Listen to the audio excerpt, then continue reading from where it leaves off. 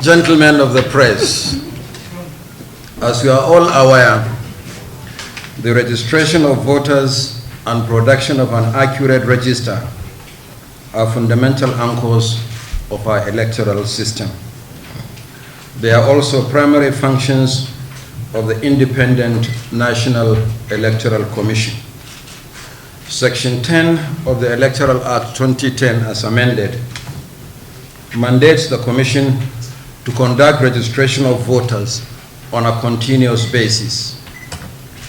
Previously, voter registration occurred around elections, particularly due to the exigencies of resources.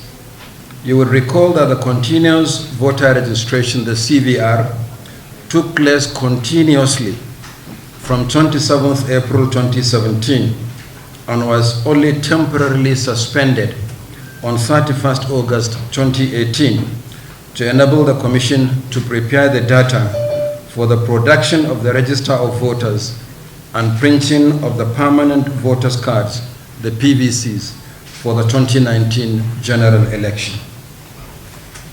The election was followed by the usual post-election preoccupations of the Commission, such as post-election litigations, post-election reviews, and several off-cycle elections, particularly the governorship elections in Kogi and Bayelsa states, which took place late in 2019.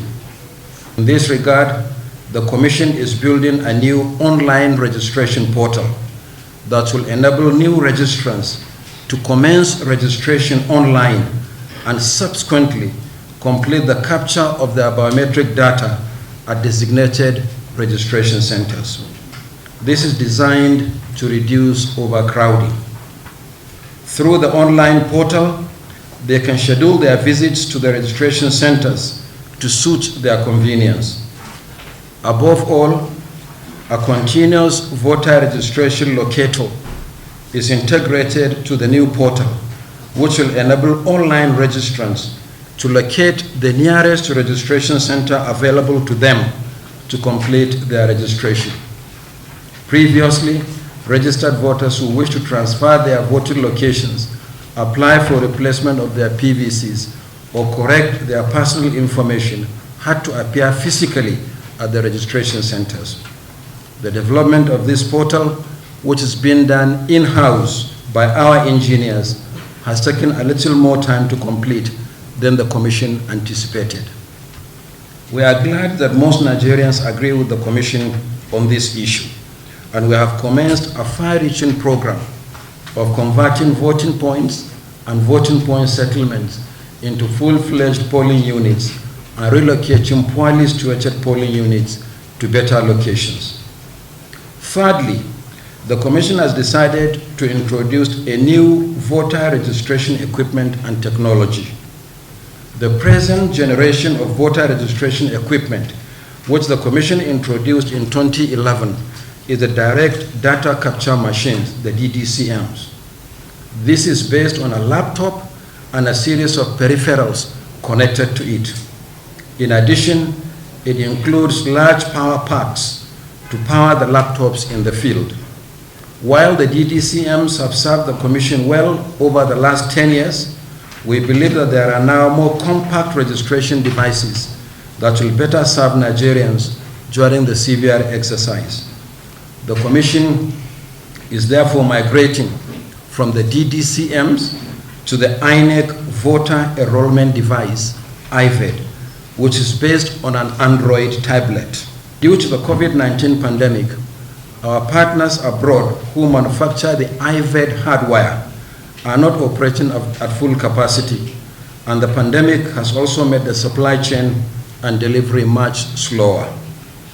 In consideration of these challenges and the measures we have taken to overcome them, the Commission is now in a position to announce Monday, 28th June 2021, at the date for the commencement of the CVR exercise nationwide. Effective from Monday, 28th June 2021, the CVR exercise will commence nationwide and carried out continuously for over a year until the third quarter of 2022.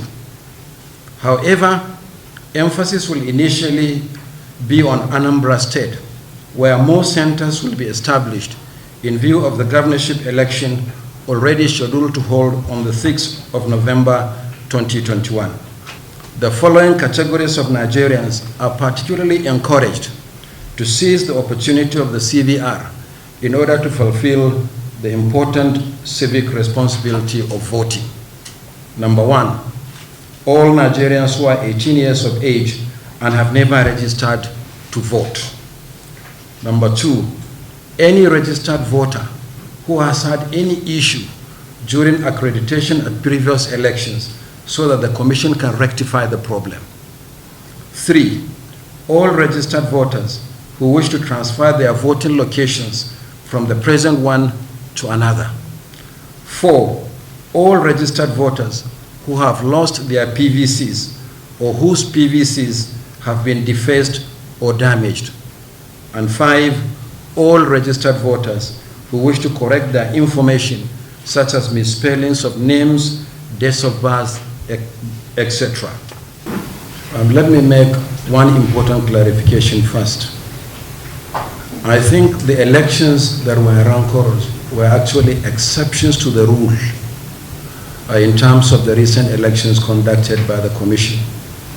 We took time, because of what happened in Ekiti in particular, to look at all the by-elections conducted since 2019, and we have so far conducted 25 by-elections, 25 since the 2019 general elections. Here I'm not talking about off-season elections. We conducted 4 governorship elections. I'm not also talking about court-ordered run elections from the 2019 general elections. We conducted 30 elections. But 25 by-elections conducted since the 2019 general elections. We have not had the kind of experience that we had in Ekiti State. But it is our prayer and wish, and I believe the prayer of all Nigerians and the wish of all Nigerians, that elections should be a happy occasion rather than a battleground. So we'll continue to enforce the law as it allows us to do so. So we'll continue to do what we can within the ambit of the law to ensure that the elections continue to be rancor-free.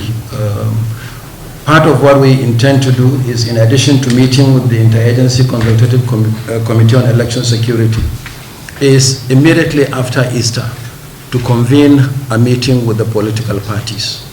This is very critical for us and for the nation. For as long as the violators of our own laws are not penalized, this brigandage is likely to continue. And given what happened recently in Akwa Ibom State, no one is in doubt about the determination of the Commission to ensure that those who violate our laws are prosecuted. Yes, the case of Akwa Ibom involved a high-profile ad hoc staff. But I kept saying this. In 2016, after a by-election in Minjibir State constituency in Kano State, we successfully prosecuted 40 electoral offenders. 40 electoral offenders. So it's not the first time that this commission is successfully prosecuting offenders. So Romanus will continue to do what we can to ensure prosecution, and will continue to speak to the security agencies and the political parties to ensure that those who violate the laws are apprehended and prosecuted. And then for political parties, the actors also behave like true democrats, not warriors on election day. Then Abbas, Daily Trust, again from the last set of questions asked. You said we are going digital, but what has the Commission learned from the experience of the NIN registration? I think one of the lessons for us, and we have been working in partnership actually with the National Identity Management Commission. We work very closely with them indeed. But what we have learned is that in the context of the COVID-19 pandemic, we have to do something different. Now, that was NIN registration. When it comes to voter registration, we expect perhaps even bigger crowd. Between 2017 and 2018, when we did the last continuous registration of voters, 14.2 million Nigerians registered. This time around, we are projecting something much higher, anywhere between 16 and 20 million. So what can we do as a commission to make the process safer for voters and for our own officials? And that's why we are taking time to design, develop, and we are going to deploy the online registration portal so that people don't have to crowd around the polling units during the period for registration of voters. They can start the process online, and there's going to be a locator to the portal that we are developing that will guide them to the next available registration center. So they simply go for the capture of their facials and the biometrics. You don't have to go and spend a long time doing all the processes all at the same time. And we hope also that doing so will help us to deal with one of the nagging issues in voter registration, that is multiple registration. Once you register online, you can't register again. We'll catch people who attempt to register online.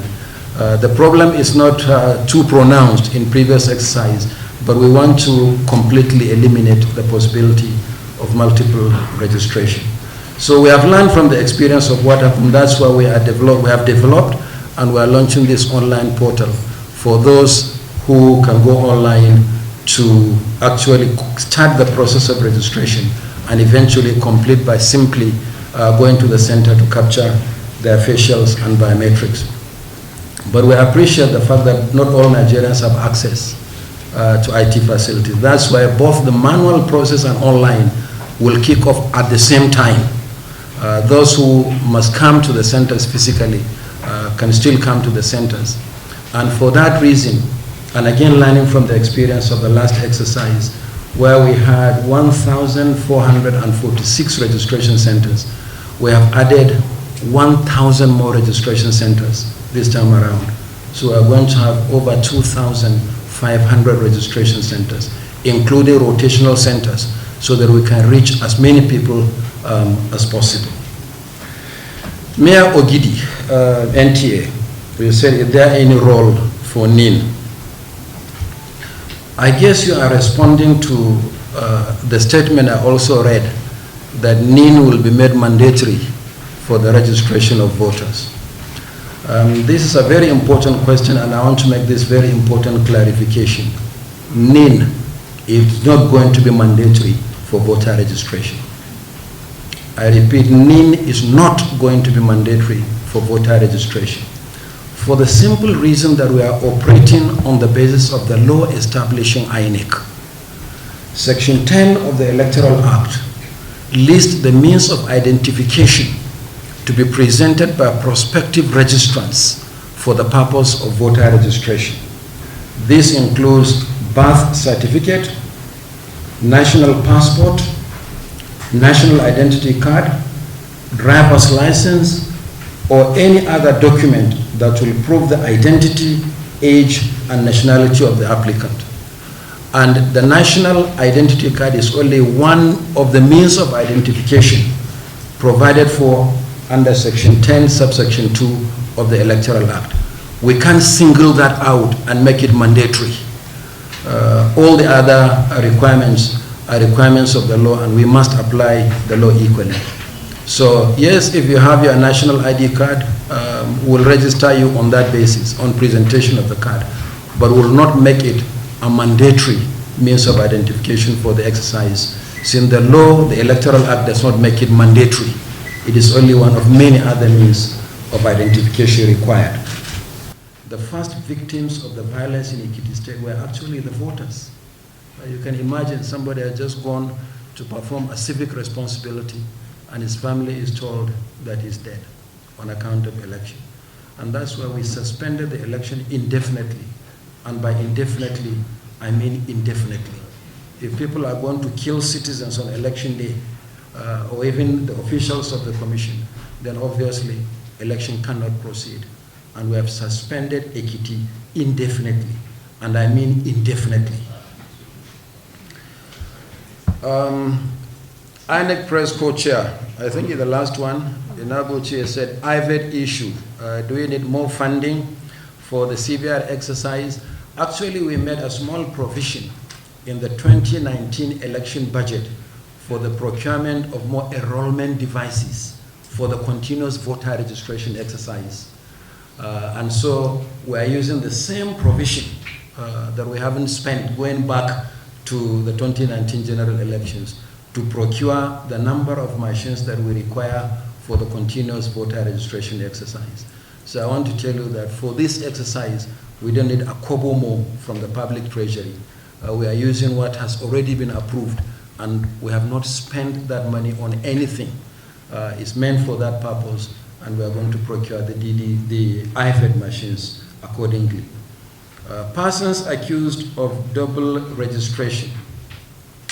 Let me seize the opportunity to appeal to all prospective registrants that it is an offense to register more than once. Citizens should only register once. But in the case of the specific name you mentioned, you know the specific reason why the Commission could not have proceeded, and you know when this question will become relevant, maybe after the protection that that person receives has been removed constitutionally.